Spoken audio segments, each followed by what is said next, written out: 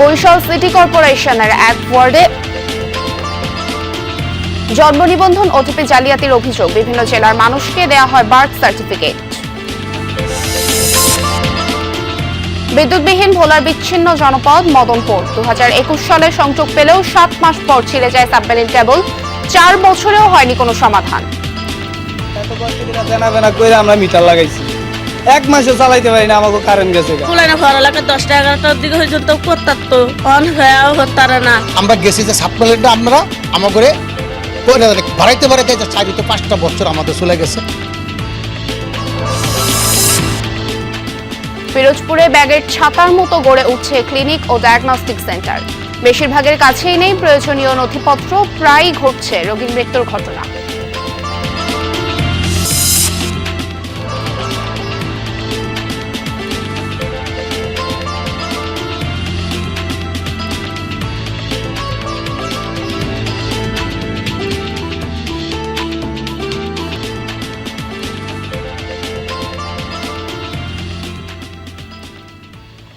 আমন্ত্রণ সংবাদ সারা দেশে, আপনাদের সঙ্গে আছি আমি স্নিগ্ধ পুরবী। এতক্ষণ শিরোনাম দেখছিলেন, এবারে পুরো খবর।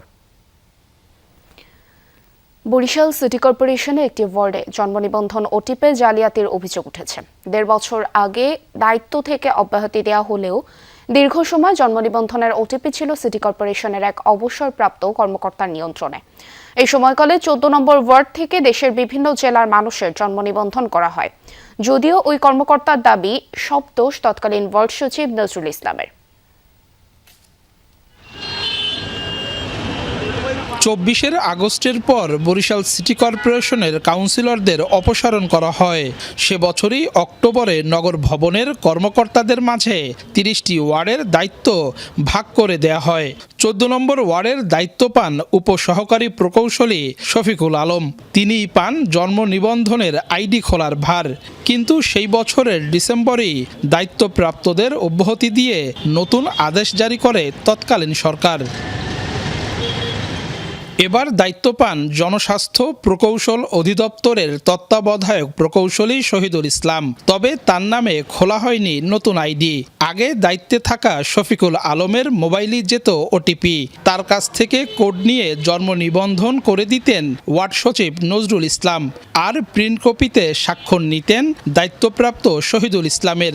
সম্প্রতি অনিয়মটি ধরা পড়ে 14 নম্বর ওয়ার্ডের বর্তমান সচিবের চোখে। আমি যখন ওটিপি পাঠাইছি তখন আমি স্যারের কাছে গেছি। স্যারের কাছে আমি স্যারের নামে নিবন্ধন চাইছি, স্যার আপনার নামে আইডি আছে? আমার নামে আইডি আছে কিনা জানি না, নজরুল সাহেব জানি কীভাবে কী করছে, আমি ভালো জানি না। এরপরে ডিসিবি দেওয়ার পর আমি নিবন্ধকের কাছে পেয়েছি, স্যারের আইডি হওয়ার পরে। এই যে আমাদের শহীদুল স্যার। কর্মকর্তারা বলছেন, নিয়ম অনুযায়ী দায়িত্বপ্রাপ্তদের নাম ও প্রয়োজনীয় কাগজপত্র সহ জেলা প্রশাসনের স্থানীয় সরকার বিভাগে চিঠি দেয় সিটি কর্পোরেশন। সেই মোতাবেক নিবন্ধকের আইডি তৈরি করে স্থানীয় সরকার বিভাগ। 29টি ওয়ার্ডের নতুন দায়িত্বপ্রাপ্তদের প্রয়োজনীয় কাগজপত্র সরবরাহ করলেও 14 নম্বর ওয়ার্ডের দায়িত্বপ্রাপ্ত কর্মকর্তা শহীদুল ইসলামের কাগজপত্র পাঠায়নি বরিশাল সিটি কর্পোরেশনের সংশ্লিষ্টরা। 1.5 বছর পর সিটি কর্পোরেশনের আবেদনের প্রেক্ষিতে 23 মে তার নামে নতুন আইডি খোলা হয়। যাচাই করে তুমি ঠিক মতো দিলে আমি হার্ড কপিতে সই দেই, এছাড়া আমি স্বাক্ষর দেবো না। আমি অনেক লোকজন ফিরিয়ে দিয়েছে যে সচিবের স্বাক্ষর ছাড়া আমি স্বাক্ষর দেবো না, যেহেতু আমরা সময় পাচ্ছি না, আমরা যেহেতু যাচাই করার সময় পাচ্ছি না, সেই ক্ষেত্রে আমি ও যেটা যাচাই করে পাঠাই দিয়েছে সেটার উপর আমি স্বাক্ষর করছি। আমাদের কাছে বাকি সবগুলো ওয়ার্ডের যারা দায়িত্বপ্রাপ্ত ছিলেন সবার কাগজপত্র আসলে উনার কাগজটা সিটি কর্পোরেশন থেকে আমাদের কাছে পাঠানো হয়নি। তো পরবর্তীতে আমাদের কাছে যখন কাগজটা এসেছে সাথে সাথে আমরা তার আইডিটা ক্রিয়েট করে দিয়েছি। গেল এপ্রিলে 30 নম্বর ওয়ার্ডে বদলি হন নজরুল ইসলাম, আর সিটি কর্পোরেশনের চাকরি থেকে শফিকুল আলম অবসরে যান 2025 সালের জানুয়ারিতে। অথচ মে মাসে ধরা পড়ার আগ পর্যন্ত 14 নম্বর ওয়ার্ডের জন্ম নিবন্ধনের ওটিপি যেত তার ব্যক্তিগত মোবাইলে। 1.5 বছরে হাজারেরও বেশি জন্ম নিবন্ধন হয়েছে ওই ওয়ার্ড থেকে। এর মধ্যে খুলনা, মাদারীপুর, সিরাজগঞ্জ, নারায়ণগঞ্জ, রাজবাড়ী সহ দেশের বিভিন্ন জেলার মানুষ রয়েছে। 2025 সালের মার্চ মাসেই জন্ম নিবন্ধন হয়েছে 5 শতাধিক। আপনার কর্মকর্তাকে আপনার কাছে পাসওয়ার্ডটা যাইতো, আপনি দিতেন, আরেকজনের কাছে সেটাও দিয়েছে মানে ওই হিসেবে না, কিন্তু আইনগতভাবে বলা যায় যে হ্যাঁ এটা ভুল। নজরুল যখন আমাকে বলতো স্যার একটা ওটিপি আছে জন্ম নিবন্ধনের জন্য, তখন আমি তাকে ওটিপি দিলাম। এখন এটা ছিল সচিব সাহেবের দায়িত্ব, সে তার দায়িত্বপ্রাপ্ত কর্মকর্তার ওটিপি নিবে, কিন্তু সে আমাকে কেন এই জিনিসটা বারবার আমাকে বলতে সেটা তো আমার আর জানা ছিল না। বরিশাল সিটি কর্পোরেশনের প্রধান নির্বাহী বলছেন, অনিয়ম দুর্নীতির সাথে সম্পৃক্ত ব্যক্তিদের বিরুদ্ধে প্রয়োজনীয় ব্যবস্থা নেওয়া হবে। যদি ঘটনা সত্য হয় আমরা আইনগতভাবে যে ব্যবস্থা নেওয়ার এটা আমরা সম্পূর্ণ নিতে পারবো এবং তদন্তের মাধ্যমে এটা আমরা উদ্ঘাটন করে ফেলবো। যদি এরকম কিছু করে থাকে, ঘটনা যদি সত্যতা পাওয়া যায়, বিধিগত এবং আইনগত যেভাবেই হোক, যেভাবে আগানো যায় আমরা সেভাবে আগাবো, আমরা ছাড় দেবো না। বিষয়টি গুরুত্বের সাথে তদন্ত হওয়া উচিত বলে মনে করেন অপরাধ বিশেষজ্ঞরা। কাউসার হোসেন, যমুনা নিউজ, বরিশাল। গত 24 ঘন্টায় সিলেটে হামের উপসর্গ নিয়ে আরও এক শিশুর মৃত্যু হয়েছে। এ নিয়ে জেলায় হাম উপসর্গে মৃত্যুর সংখ্যা দাঁড়ালো 86 জনে। এর মধ্যে সিলেটের বিভিন্ন হাসপাতালে নতুন রোগী ভর্তি হয়েছে 36 জন। এছাড়া হামে আক্রান্ত রোগীদের ভিড় রয়েছে ময়মনসিংহ, বরিশাল, চট্টগ্রাম, রাজশাহী, রংপুর ও খুলনার বিভিন্ন হাসপাতালে। কোথাও কোথাও আইসোলেশন ওয়ার্ডে শয্যা সংকট হওয়ায় ভোগান্তি বেড়েছে রোগী ও স্বজনদের। ছোঁয়াচে এই রোগ নিয়ন্ত্রণে না আসায় উদ্বেগ বাড়ছে অভিভাবকদের মাঝে।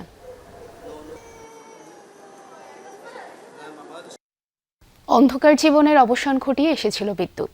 আলোকিত হয় ভোলার দৌলত খান উপজেলার বিচ্ছিন্ন মদনপুর ও কাছিয়া ইউনিয়নের মাঝের চর।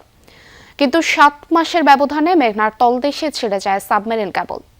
সে ঘটনার পর 4 বছর পেরোলেও কাটেনি দুর্ভোগ। এখনও অনিশ্চয়তায় জনপদ। সরকারি প্রকল্প ছাড়া মেরামত করা অসম্ভব, জানান সংশ্লিষ্টরা।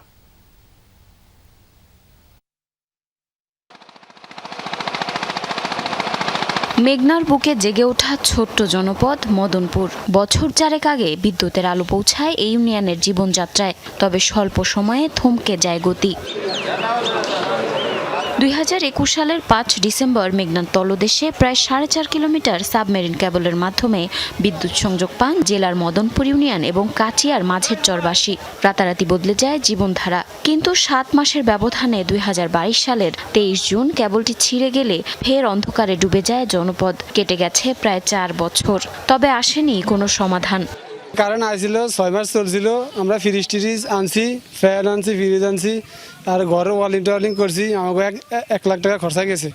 তারপরে কারেন্ট 6 মাস চললে কারেন্ট আর নাই। এত কষ্ট করে দেনা বেনা করে আমরা মিটার লাগাইছি, 1 মাসও চালাইতে পারি না, আমাকে কারেন্ট গেছে গা।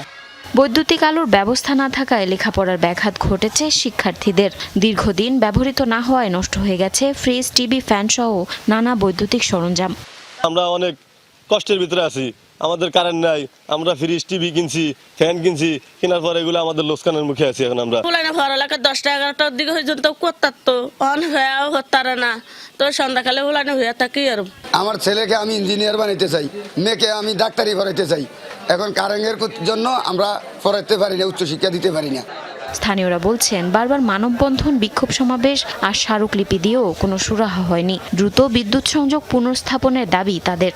আমরা এলাকার জনগণ আমরা আরো কয়েকবার আমরা পল্লী বিদ্যুৎ অফিসে যোগাযোগ করছি, তারা আমাদেরকে আশ্বাস দিতে বিদ্যুৎটা দিবে। এই আশ্বাসটা দেওয়ার পরে দীর্ঘ 4 বছর চলে গেছে, কিন্তু তাও না আমরা বিদ্যুৎই পাইতেছি না। আমাদের সকল কিছু নষ্ট হয়ে যাইতে আছে। কেউ ফ্রিজ, টিভি, ফ্যান যে যা আনছে সব কিছু। আগে আমাদের সোলার ছিল, সোলার ব্যবস্থা ছিল, সেটাও আমরা বন্ধ করে দিছি। আমরা বহুতবার আমরা গেছি যে সাবমেরিনটা আমরা আমাকে বাড়াইতে 4-5টা বছর আমাদের চলে গেছে। পল্লী বিদ্যুৎ সমিতির জেনারেল ম্যানেজার জানান, কেবল ছাড়া বিদ্যুৎ সংযোগের বিকল্প নেই। ছিঁড়ে যাওয়া সাবমেরিন কেবল মেরামতেও বিপুল অর্থ প্রয়োজন, যার জন্য দরকার সরকারি প্রকল্প। মানে ওইটা সাস্টেন করতেছে না, যে এখান থেকে যে বিদ্যুৎটা যাবে, মানে ইয়েটা মেঘনা নদীর ভিতর দিয়ে যে সাবমেরিন কেবল, সেটা টিকতেছে না। আপাতত কেউ বিকল্প নিয়ে তো বিকল্প তো আপাতত মনে হয় নাই। আর এই সাবমেরিন কেবল ছাড়া আপাতত কোনো বিকল্প নেই। এটা তো অর্থের ব্যাপার, প্রকল্পের বিষয়। এটা তো আমাদের পর্যায় থেকে যোগাযোগ করলে ওইভাবে কোনো লাভ নেই। প্রায় 15 কোটি 82 লাখ টাকা ব্যয় নির্মিত এই প্রকল্পের সুবিধাভোগী প্রায় 800 গ্রাহক। জারিন অর্নি, যমুনা নিউজ। খুলনায় 10ম শ্রেণীর ছাত্রী ইতিকে গুলি করার ঘটনায় এখনও কোনো মামলা হয়নি। এ ঘটনায় আটকও হয়নি কেউ। এদিকে গত রাতেই খুলনা মেডিকেল থেকে কাউকে কিছু না জানিয়ে এদিকে অন্যত্র সরিয়ে নেয় পরিবারের সদস্যরা, দাবি হাসপাতাল কর্তৃপক্ষের। এর আগে শুক্রবার রাতে সদর থানার পশ্চিম রূপসা বেড়িবাঁধ এলাকায় ওই ছাত্রীকে গুলি করে দুর্বৃত্তরা। স্থানীয়রা জানান, মোটরসাইকেলে করে ঘটনাস্থলে পৌঁছানোর পর হেলমেট পরা দুই যুবক এদিকে লক্ষ্য করে গুলি চালায়। এ সময় গুলিটি তার বাঁ পায়ের এক পাশ দিয়ে বিদ্ধ হয়ে অপর পাশ দিয়ে বেরিয়ে যায়। ঘটনার পর স্থানীয়রা তাকে উদ্ধার করে খুলনা মেডিকেল কলেজ হাসপাতালে পাঠায়। পরে রাতেই সেখান থেকে এদিকে সরিয়ে নেয় পরিবার। পুলিশ জানায় ঘটনাটি রহস্যজনক, তদন্তের পর বিস্তারিত জানা যাবে। চট্টগ্রামে প্রকাশ্য দিবালোকে যুবককে হত্যার নেপথ্যে আছে মাদক বাণিজ্য ও সন্ত্রাসী কার্যক্রম নিয়ে বিরোধ। পুলিশ এবং স্থানীয়রাও তেমনটি বলছেন। তবে পরিবারের দাবি, গোপন তথ্য জেনে যাওয়ায় ডেকে নিয়ে এই হত্যা। কিলিং মিশনের সরাসরি যুক্ত ছিল দুইজন। এ ঘটনায় চাঞ্চল্য সৃষ্টি হয়েছে এলাকায়।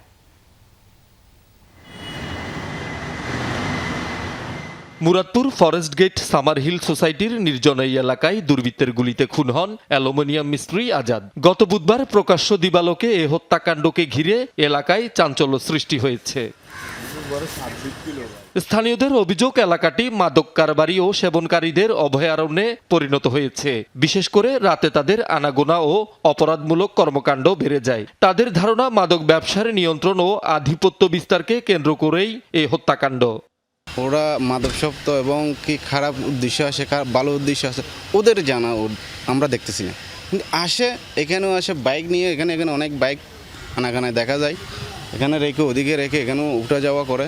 ডাকিনিয়া ওখানে একটা নিরূপ জায়গা আছে, ওখানে নিয়ে গেছে। ব্যবসাটা ওখানে, মানে ওখানে আগে দিয়েছিল, ওখান থেকে ওরা ব্যবসা করে এগুলি আবার বাইরে সাপ্লাই দেয়। বাইরে আসে যেখানে স্টেশন পর্যন্ত গাঁজা বাবা সবই আছে, কিন্তু মেন ঘাটি হলো ওখানে।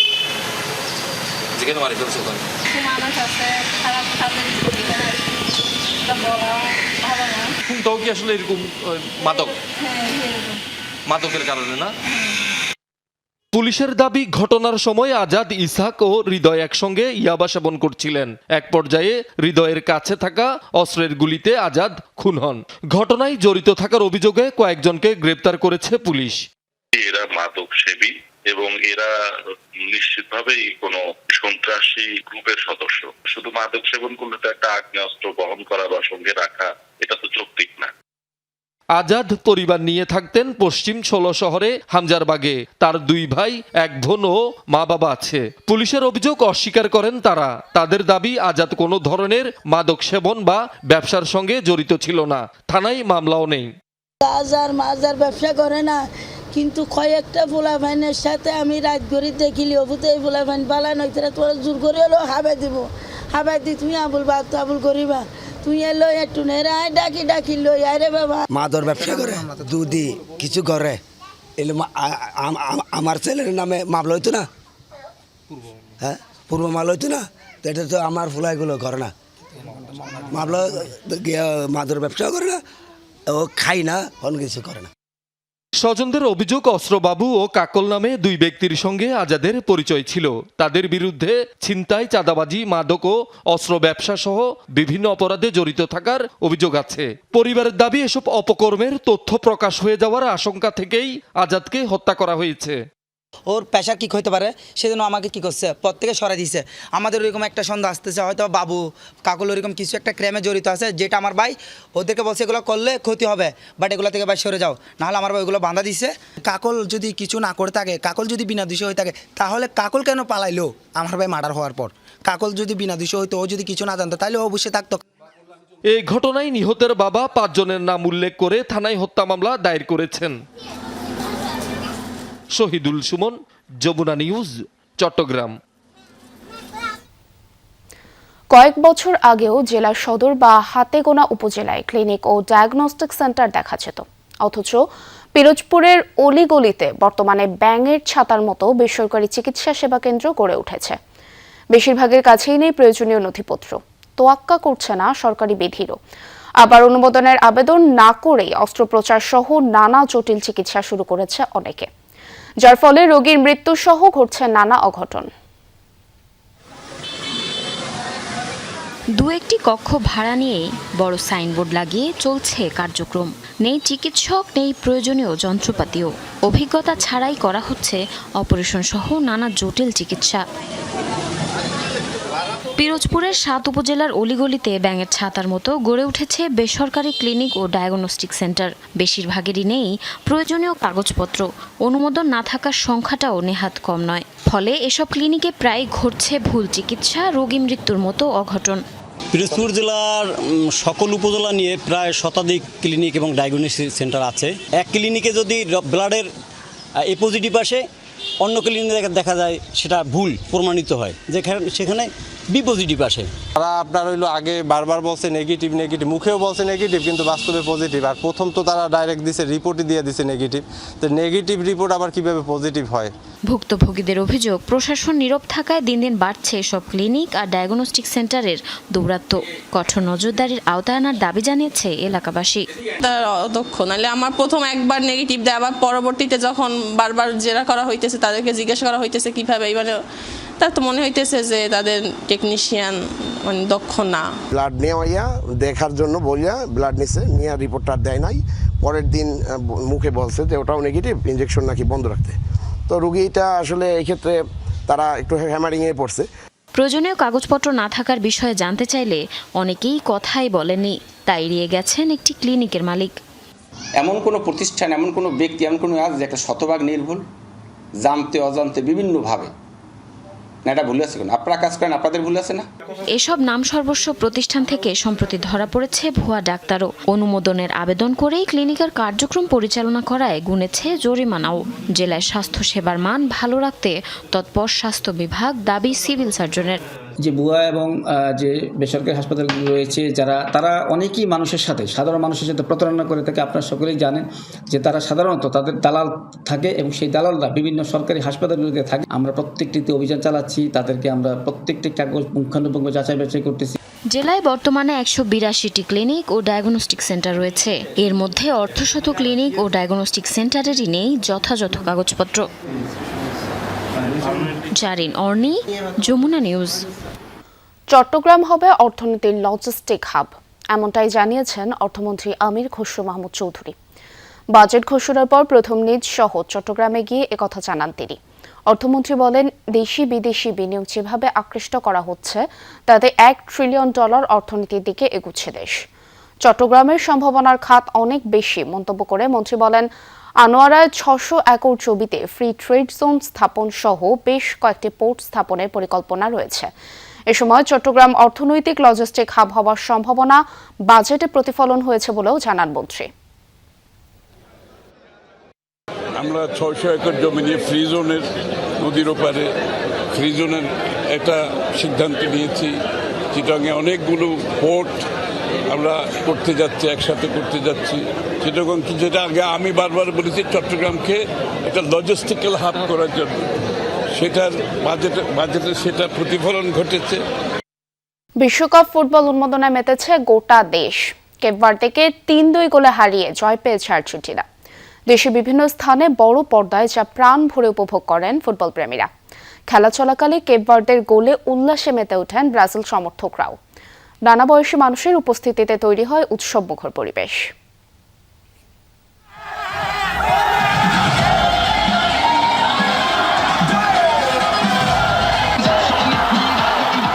পছন্দের দলের জয়ে এই উন্মাদনা।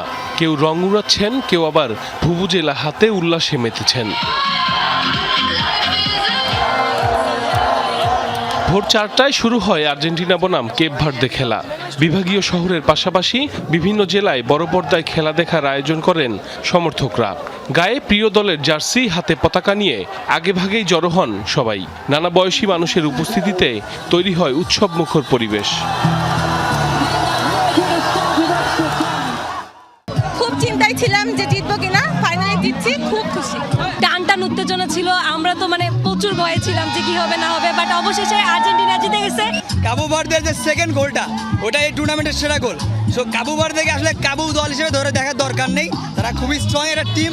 প্রিয় দলের প্রতিটি গোলে নেচে গিয়ে পটকা ফুটিয়ে উল্লাস করেন আর্জেন্টাইন সমর্থকরা। কেপ ভার্দের পাল্টা গোলেও উল্লাস করতে দেখা যায় ব্রাজিল সমর্থকদের। গলিটা শুকায় যাচ্ছে, এরকম অবস্থা।